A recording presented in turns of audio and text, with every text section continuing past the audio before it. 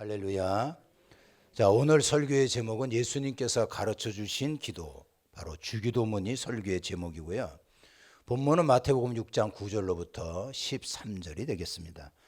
지난 12월 한 달 동안 대강절 그리고 송년, 신년주의 말씀으로 중단했던 마태복음을 다시 살펴보려고 합니다. 성령님께서 은혜로 역사하실 줄로 믿습니다. 우리가 마태복음 7장에 보면 28절에 이렇게 나와 있습니다. 예수님께서 이 말씀을 마치심에, 이 말씀을 마치셨다 하는 것은 산상수훈을 마치셨다, 이런 의미예요. 무리들이 그 가르침에 놀랬다라고 기록하고 있습니다. 예수님 산상수훈, 구구절절을 듣던 사람들이 놀랬다는 말씀입니다. 아마도 하나님의 큰 은혜를 겁나게 받은 것 같습니다. 여기에 나오는 논란이, 이 말은 듣도 보도 못한 말씀의 신비한 체험으로 엄청난 영적인 충격을 받았다라고 하는 의미입니다. 이러한 놀라운 은혜가 오늘 이 가운데 우리에게 함께 할 줄로 믿습니다. 자, 오늘 본문은 예수님께서 직접 가르쳐 주신 주기도문입니다. 누가복음 11장에 보면 이렇게 나와 있어요. 제자 중 하나가 여짜오되 주여, 요한이 자기 제자들에게 기도를 가르친 것 같이 우리에게도 가르쳐 주옵소서. 그러니까 세례 요한이 그의 제자들에게 기도를 가르쳐 줬던 것 같습니다. 그러니까 예수님께서도 당신의 제자인 우리들에게 기도를 가르쳐 달라고 요청하고 있는 겁니다. 주기도문은요, 기독교 신앙의 요체가 담겨져 있는 상당히 중요한 내용이기 때문에 마태복음, 누가복음 모두 기록되어 있습니다. 그렇다면 무엇이 놀라운 진리입니까? 우리가 주기도문에서 첫 번째 알 수 있는 것은요, 기도의 대상이 누구인지 확실하게 예수님께서는 알려주셨다는 거예요. 오늘 본문의 9절에 보면 이렇게 나와 있습니다. 하늘에 계신 우리 아버지요. 그러니까 예수님께서는요, 우리의 기도의 대상이 하늘에 계신 아버지라고 분명히 가르치고 있습니다. 이것은 당시에 여러 가지 환경과 비교해 볼 때는 놀라운 선포였어요. 하나님 아버지, 이 말은요, 당시에 상당한 파격적인 친밀감이 담겨져 있는 말입니다. 그래서 예수님께서 주기도문을 가르쳐 주셨을 때 첫 마디부터 제자들에게는 충격이었어요. 왜냐하면 구약시대에는 하나님이 너무나 거룩한 분이기 때문에 불경한 인간이 함부로 불러서는 안 된다, 이렇게 생각을 했습니다. 예수님 당시에 서기관들이 있었어요. 이 사람들은 하나님의 말씀을 기록하고 보존하는 그러한 임무를 갖고 있었는데, 이러한 서기관들의 율법 취급 원칙이 있었습니다. 몇 가지가 있었어요. 첫 번째, 이 사람들이 율법을 기록하다가 하나님의 이름이 나오면 딱 중단을 하고 목욕하고 나서 하나님이라고 하는 이름을 기록해야 했습니다. 왜 그러냐 하면 하나님은 거룩한 분이기 때문에 그렇다, 이렇게 생각을 했던 거예요. 율법을 기록하다가 하나님이라고 하는 이름이 나오면 목욕하는 것뿐만 아니고 사용했던 그 펜을 던져버리고 새로운 펜을 꺼내가지고 하나님이라고 기록을 했습니다. 율법을 책장에 넣은 후에 책장 전체가 보이지 않도록 휘장으로 가려야만 했습니다. 그리고 율법책을 땅바닥에 놓아서는 안 됐어요. 만약에 땅바닥에 놓았다가는 3일 금식을 해야 했습니다. 그러니까 이렇게 구약의 하나님은 굉장히 멀리 계시고, 그리고 너무나 거룩하셔서 죄인인 인간이 가까이 하기에는 너무나 먼 당신의 이미지가 강했습니다. 자, 그런데 예수님께서는요, 하나님을 아버지, 이것을 원어에 충실하게 번역을 하면 아빠라고 부르고 있기 때문에 듣고 있었던 사람들이 놀라 자빠지는 겁니다. 자, 그런데 예수님께서는요, 제자들에게도 하나님을 아빠라고 부를 것을 가르치고 있다는 거예요. 놀라운 일이지요. 오늘날 하나님을 아버지라고 부를 수 있는 사람이 누굽니까? 예수 그리스도의 십자가의 보혈로 죄 사함을 받은, 구원받은 하나님의 자녀들이 예수님, 하나님을 아버지라고 부를 수 있는 거 아닙니까? 그래서 우리가 로마서 8장에 보면 이렇게 나와 있어요. 너희는 다시 무서워하는 종의 영을 받지 아니하였고 양자의 영을 받았으므로 아버지라고 부르짖는다. 성령이 친히 우리 영으로 더불어 우리 가운데 역사하사 하나님의 자녀인 것을 증거하노라 라고 나와 있습니다. 그러니까 우리는 예수 생명 십자가의 은혜로 양자영을 받아서 하나님의 자녀가 됐습니다. 그래서 하나님을 아버지라고 부를 수 있는, 하나님을 나의 아빠라고 부를 수 있는 특권을 얻게 됐다는 겁니다. 이 사실을 우리는 믿습니다. 그래서 우리가 기도할 때 가장 중요한 것이 뭐냐면 하나님을 아버지로 느끼고 있냐는 거예요. 아버지라고 하는 친숙함으로 기도하는 것, 이것이 바로 승리하는 영적인 기도가 되는 겁니다. 영적인 기도라고 하는 것은요, 예수님이 어떠한 분인지 분명히 믿고 알고 기도하는 것을 의미하는 겁니다. 여러분, 예수님이 어떤 분입니까? 사망에서 우리를 살려주신 분, 그리고 하늘나라의 영광을 우리에게 주시기를 약속하신 분이 우리 예수님 아니십니까? 인터넷에 대통령을 어떻게 만나나요? 무턱대고 청와대 가면 됩니까? 이렇게 어떤 사람이 글을 올렸더니 댓글이 나오기 시작을 했어요. 짱구 아니냐? 바보 아니냐? 이런 말이 올랐습니다. 그러니까 그만큼 만나기 어렵다는 얘기입니다. 자, 그런데 만왕의 왕 예수님을 만나는 거, 이게 얼마나 대단하고 감격스러운 일인지 우리는 알아야 합니다. 그러니까 이러한 기대감을 가지고 기도하라는 거예요. 아버지는요, 자식이 아빠라고 부를 때 아빠 된 행복을 느낀다고 합니다. 그러니까 하나님은 우리의 아버지시기 때문에 우리의 목소리고 우리의 기도 소리를 듣기 원한다는 거예요. 현대인들은 아버지를 잃어버린 고와 같아가지고 세상살이를 외롭고 힘들게 보내고 있습니다. 근데 예수님께서는요, 하나님이 우리의 아버지라고 가르쳐주고 있어요. 나를 사랑하시는 전능한 아버지가 계신데 더 이상 우리는 고아처럼 고독에 몸부림치면 안 됩니다. 내가 하나님 아버지를 부를 때 하나님께서는 친근감을 가지고 우리에게 다가오세요. 그리고 우리를 안아주십니다. 여러분, 이와 같이 기도를 통해서 하나님과 친밀한 사랑의 관계가 회복되기를 예수님 이름으로 축복합니다. 오늘 이 구절에서 주목해야 될 말씀 중에 하나가 뭐냐 하면 하늘에 계신이라고 하는 말이에요. 이 하늘에 계신이라고 하는 뜻은 하늘과 땅을 창조하시고 다스리시는 전능하신 하나님이라고 하는 의미입니다.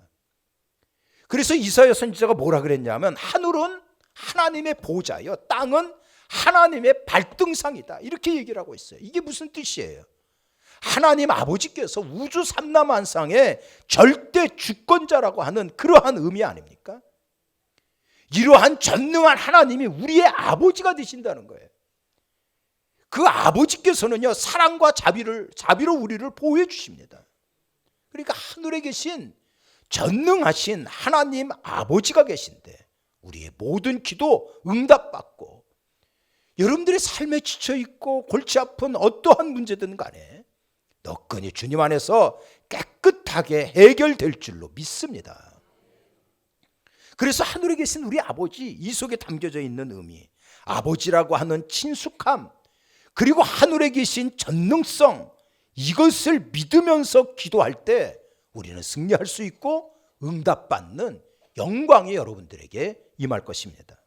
그러니까 예수님께서는요, 이렇게 주기도문에서 첫 번째 기도의 대상이 누군지 확실히 믿고 간구해라, 기도해라, 이렇게 가르쳐 주셨어요.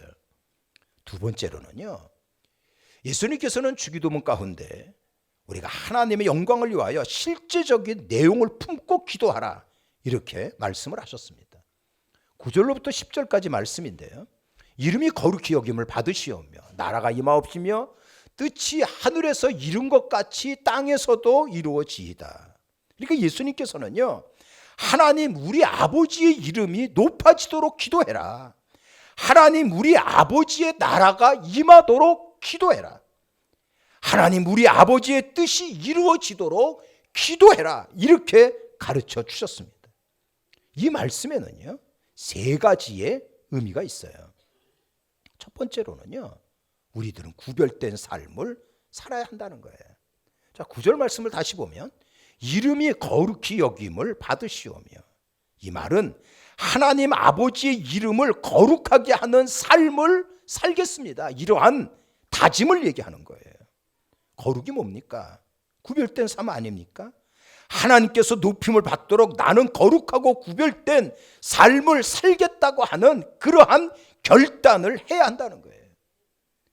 다니엘 알잖아요. 이 다니엘은 어릴 때부터 하나님의 이름이 거룩하게 받들며 살도록 결심을 합니다. 하나님께서 이 다니엘을 보호하셨어요. 그리고 하늘의 지혜를 허락했습니다. 그리고 느부갓네살 왕의 꿈을 해석하잖아요. 이 강박했던 왕은요, 다니엘의 하나님을 찬양합니다. 그리고 다니엘이 그 이후로부터 승승장구하지 않습니까? 이게 거룩한 삶이 주는 그러한 축복이에요. 다니엘의 친구가 3명 있었죠. 사드락, 메삭, 아벳느고도 거룩함으로 풀무불의 시험을 극복했다고요. 그러니까 내가 구별된 거룩한 이러한 삶이라고 하는 거는요, 절대 하나님의 보호를 받는 것이고 이 땅에서 축복의 문을 여는 거예요. 두 번째로는요, 예수님께서 만왕의 왕이심을 인정하는 삶을 살라는 거예요. 자, 10절입니다. 나라가 임하옵시며, 이게 하나님 나라의 완성을 말합니다. 하나님 나라라고 하는 것은 하나님이 왕으로 통치하는 그곳을 의미하는 거예요. 그러니까 이 말은 하나님을 왕으로 인정하는 삶을 살겠다는 겁니다. 하나님의 나라는 종말론적인 의미로 미래를 향해 있기도 합니다만 지금 내가 살고 있는 여기라고 하는 현재의 시간도 내포되어 있습니다. 그러니까 하나님의 나라가 미래에 올 것을 사모하면서 예수님의 영광의 재림에 대한 간절함을 말하기도 하고요. 지금 내 삶이 하나님을, 예수님을 왕으로 모시는 순종의 삶을 살겠다, 이러한 결단을 말하는 거예요. 그래서 인정하는 삶을 우리에게 가르쳐 주신 겁니다, 예수님께서. 세 번째로는요, 그래서 우리는 예수님의 절대 권위에 순종하겠다는 거예요. 자, 10절 말씀입니다. 10절에 보면 뜻이 하늘에서 이룬 것 같이 땅에서도 이루어진다라고 말씀을 하셨어요. 이는 하나님의 절대적인 권위를 믿고 끝까지 흔들리지 않고 순종하며 가겠다고 하는 의미입니다. 그래서 우리 크리스찬들은요, 하나님의 절대적인 주권을 믿습니다.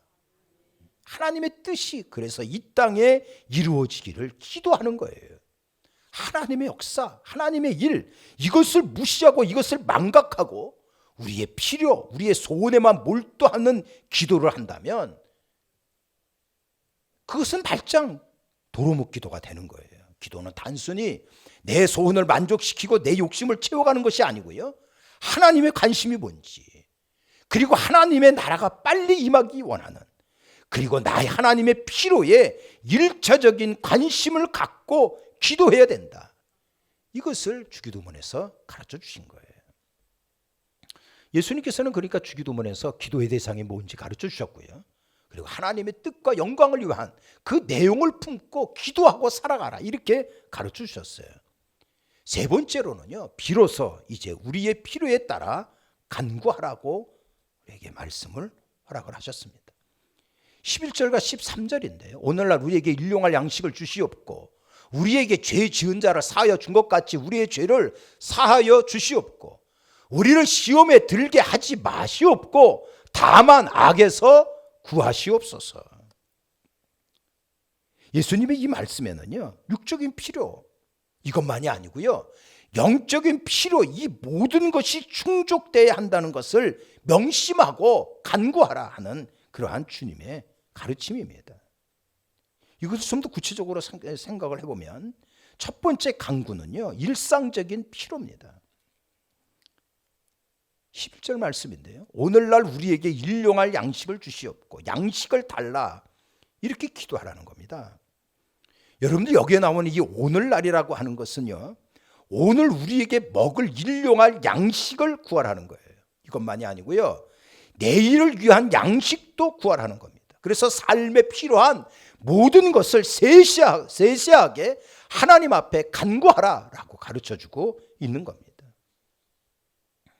이 두 번째 간구는요, 용서와 평화예요.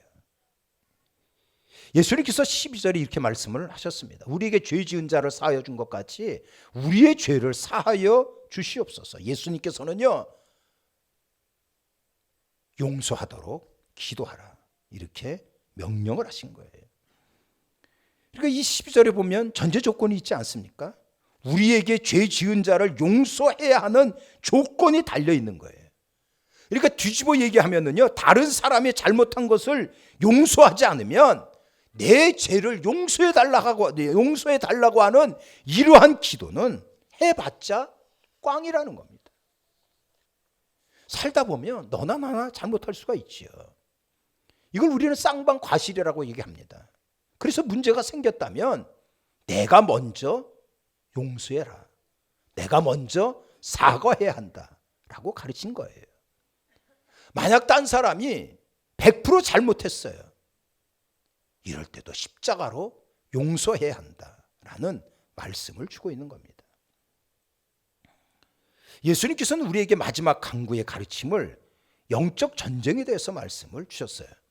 여러분들이 13절에 보면 이렇게 나와 있습니다. 우리를 시험에 들게 하지 마시옵고 다만 악에서 구하옵소서. 영적 전쟁에 대한 기도입니다. 이게 영적 전쟁을 모른다면요, 마귀가 개구리 죽이기처럼 우리를 죽이고 있다는 것을 여러분들 아셔야 합니다. 개구리 죽이기 아시잖아요. 뜨거운 물속에 서서히 죽어가고 있지만 눈만 껌뻑거릴 뿐 밖으로 튀어나올 생각을 하지 않는, 그것이 개구리 죽이기잖아요. 그러니까 우리의 삶 속에서 이 영적 전쟁의 심각성을 의식하지 못하고 그냥 멍 때리고 있다가는요, 마귀에게 당하고 마는 겁니다. 마귀는 총칼로 싸우는 게 아니잖아요. 기도로 물리쳐야 한다라고 하는 말씀을 우리에게 하셨습니다. 자, 주기도문에서 이때까지 기도의 대상이 뭔지, 그리고 우리는 어떠한 하나님의 뜻을 품고 기도해야 되는지, 그리고 우리는 이 땅에서 어떠한 내용을 가지고 간구해야 되는지 예수님께서는 가르쳐 주셨어요. 마지막으로는 성령이죠. 그래서 13절에 보면은 나라와 권세와 영광이 아버지께 영원히 있사옵나이다. 아멘. 주기도문은요, 하나님을 부르는 기도로 시작을 하고 하나님의 이름이 높여지는 이러한 것으로 마무리를 짓는 겁니다. 그래서 이 주기도문에는요, 엄청난 하나님의 축복과 약속과 능력을 우리에게 허락해 주셨어요. 그래서 우리가 주기도문을 묵상하다 보면은요, 이 세 가지의 문제를 해결해 주겠다라고 예수님께서 언약하신 것을 알 수가 있어요. 첫 번째로는 뭐냐 하면은요, 열등감의 문제입니다. 제가 볼 때는 이 열등감은 보편적인 것 같아요. 열등감 없는 사람이 없습니다. 나는 못생겼어. 우리 집안은 왜 이러지? 나는 무능해. 나는 힘이 없어. 내가 무엇 때문에 사는지 몰라. 자존감이 없고 우울증에 사로잡혀 있어가지고요, 이렇게 살 바에는 그냥 콱 죽어버려야 되겠다. 이렇게 말하는 사람도 의외로 있습니다. 근데 이러한 열등감의 문제는 여러분, 하나님 자녀라고 하는 이러한 의식으로 풀어나가는 거예요. 주기도문에서 우리에게 뭐라고 가르쳤어요? 하늘에 계신 우리 아버지라고 가르쳐주고 있지 않습니까? 우리는 하나님의 자녀라고요. 하나님 전능하신 아버지의 자녀의 권세가 우리에게 임한 거 아닙니까?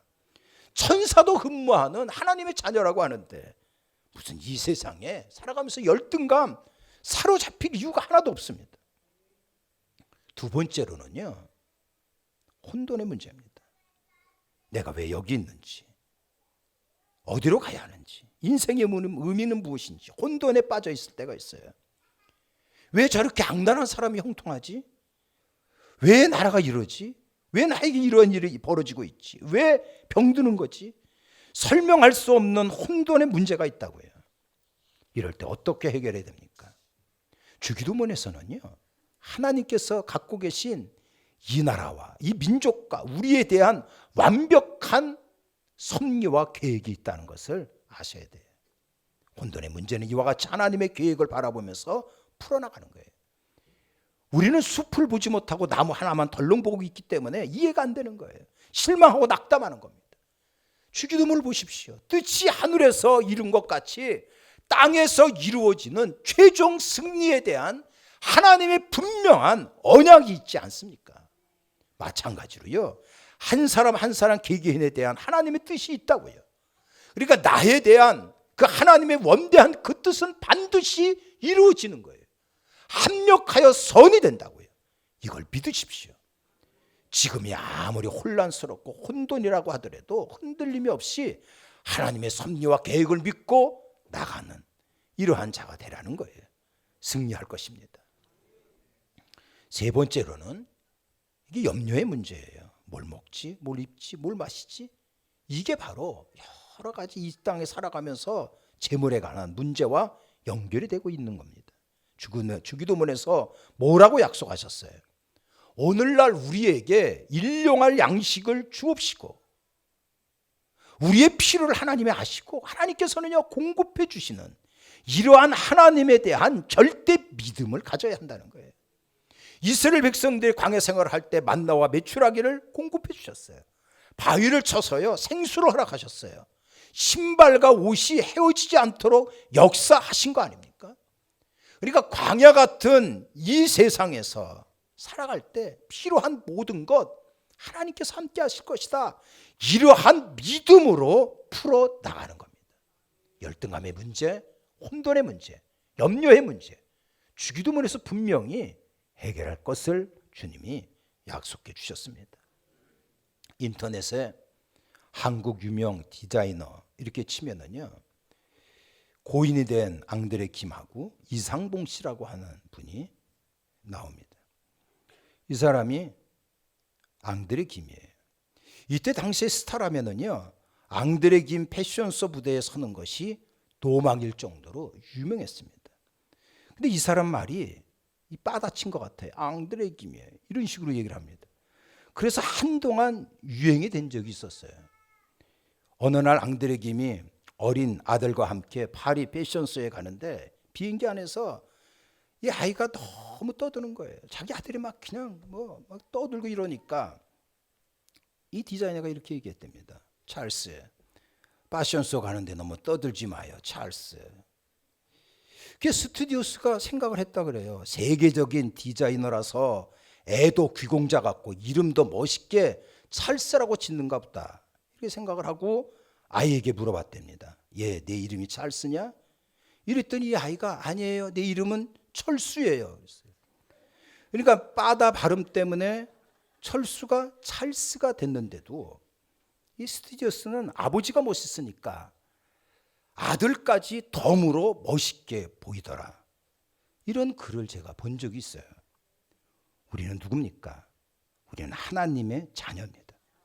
마귀는요 하나님의 자녀라고 하는 위치가 대단하다는 것을 알고 있어요. 그래서 끊임없이 우리에게 도전을 하고 있습니다. 하나님의 자녀의 특권은 기도의 능력을 얻었다는 거예요.